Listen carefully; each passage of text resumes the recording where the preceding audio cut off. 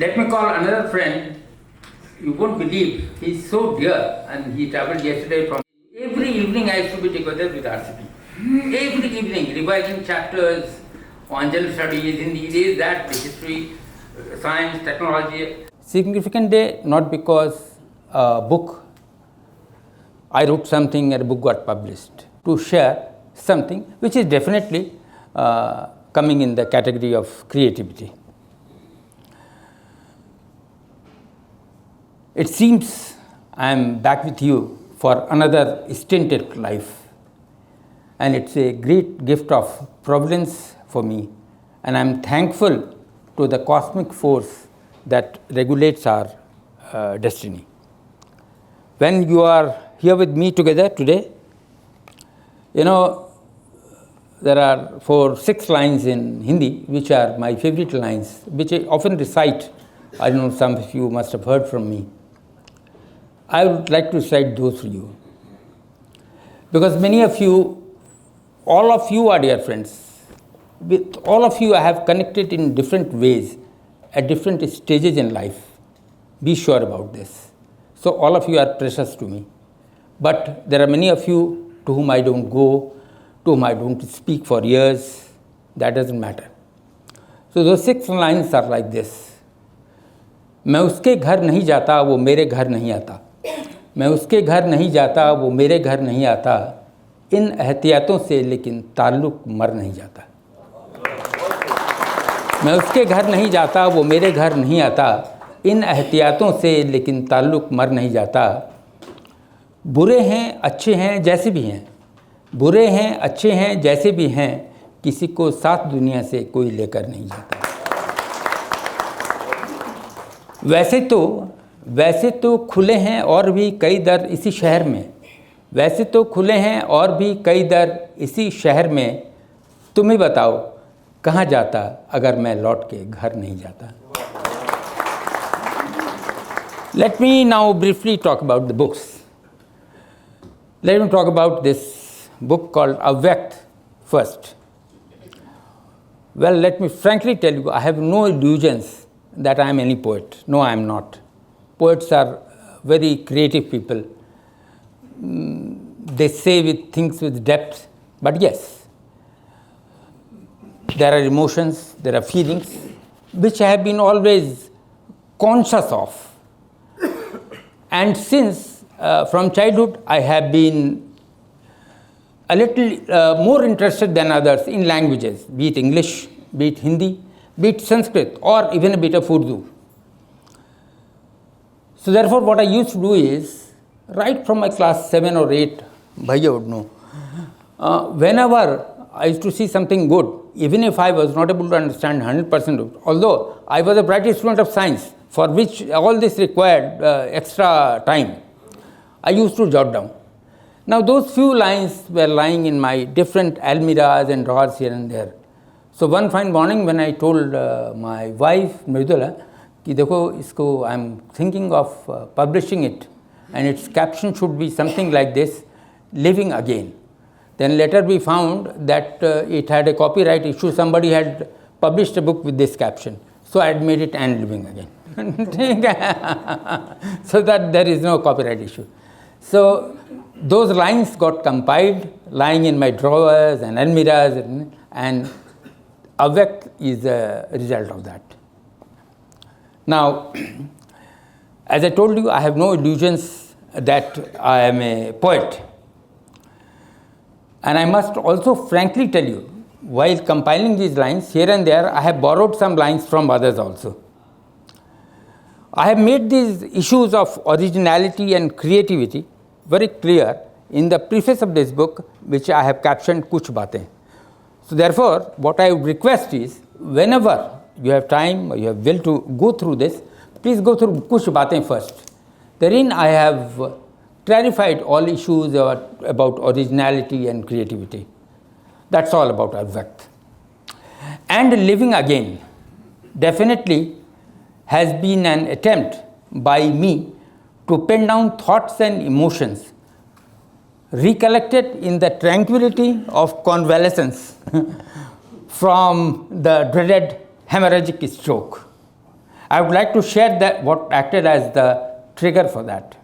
You see, sometime in the month of September last year, since I had a problem with my right hand, I was browsing on the internet, browsing through my mobile for something. I suddenly came across a news item regarding Sharon Stone. Sharon Stone, and most of you would be knowing, is a famous celebrity, Hollywood star.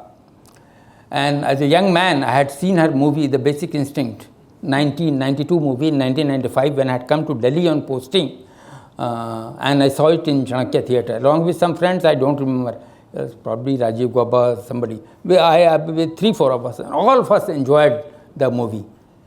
She was too beautiful and too glamorous to escape a young man's attention, even old man's attention. So now in that item I read that Sharon Stone at the age of 43 in 2001 had a haemorrhagic stroke, and she bled for 9 days. It was a massive haemorrhagic stroke. Now I could relate both to Sharon Stone and haemorrhagic stroke, so I did a lot of research for next 20 minutes on that. It revealed so many things to me, so many things she wrote as to what she was undergoing when she had this haemorrhagic stroke, when she was distressed for days together, rather months together. And she had ultimately written that she took about 7 years to recover, although she left acting and modeling and everything for 2 years, but she actually recovered 100%, more than 100%, as she has said in a book. I have come to that. It took 7 years. It was a typical rags to riches, riches to rags, and then to riches story. It was so inspiring for me. See, while writing the book, 2-3 sentences I have jotted down to quote for you. She has written, "People treated me in a way that was brutally unkind." She has further written, "I think as we grow older, we have this societal pressure where people start to try to tell us that our worth is diminished. I think this is a time in our life when our worth is the most enhanced. Therefore, I conclude that Sharon Stone unmistakably conveys the message that which does not kill us probably makes us stronger." Having read Sharon Stone, I instantly decided to write. Well, thoughts, observations, reflections were already always there in the mind. The only issue was putting them into writing. Technology in the form of laptop was there to help me when the right hand had a problem. And so I began in October and finished the book by December. Unbelievable for myself also. My publishers were as efficient. Against the target date of 15th April, they brought the book on the stalls on 15th March itself.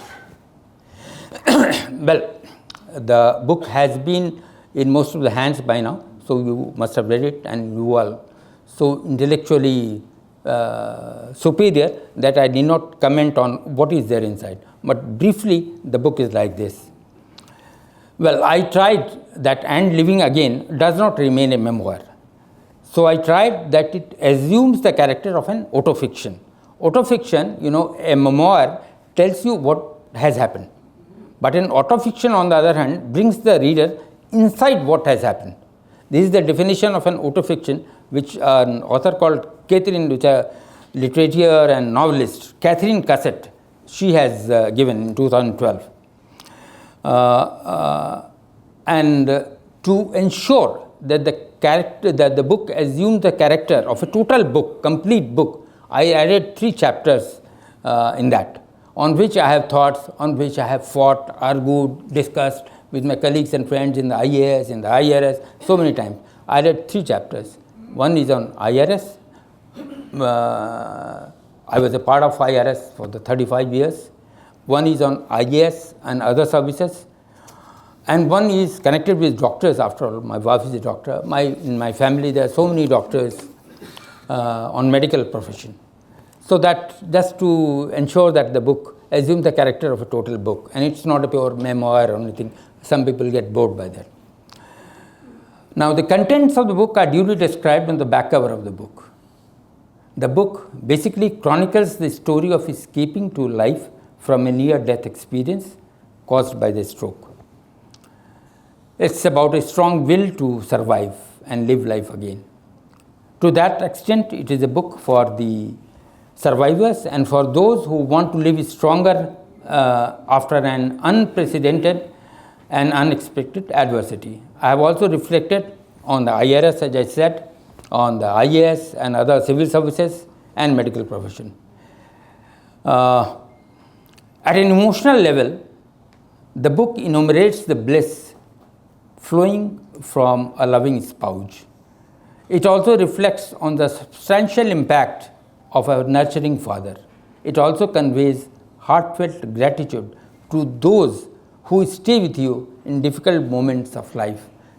The 6 of them sitting here come in that category. Okay. The chapter 9 on Gitanjali is my reverence for that great poet and his great work. Chapter 10, Musings, he's the man responsible for that, my first guru. That's a very small recollection of my fascination with whatever attracted me since childhood. Chapters 1 to 5 are reflective of happy and sad dimensions of relationships. In chapter 11, I have tried to recall friends. In chapter 1, I have tried to recall friends who have left this world in the pandemic. In chapter 2, that's a very important chapter. I want that all of you find time to go through that. I have reflected on people whom we call friends. No grudges against anybody. This is life after all. And subjective reflections may have divergent reactions. Perfectly okay. But I have put my heart into that in the relationships that we call friendship. We need to be very careful about it. Well, that's all I have to tell you for the day. But I promise when this book goes for second edition, I'll make some amendments and I'll add a couple of more chapters on contemporary issues. And let me tell you, this, I do have, I don't know whether I should, a lot of lucrative offers at my hand to join, but I have decided now onwards I will only write. So that's going to be my profession. So my next venture, I have already written some part of it, and in June I am going to US for a month, sitting there in my son's house. I will be doing that only. So that is going to be on Indian economy, which after all, with which I have been connected for 35 years. And I have some thoughts on that, whether bright, whether mediocre, whether disputable, whatever. One will write a book. जिसको पढ़ना है पढ़े, जिसको नहीं पढ़ना है नहीं पढ़े. It's okay. Huh? So thank you very much. That's all I have to say.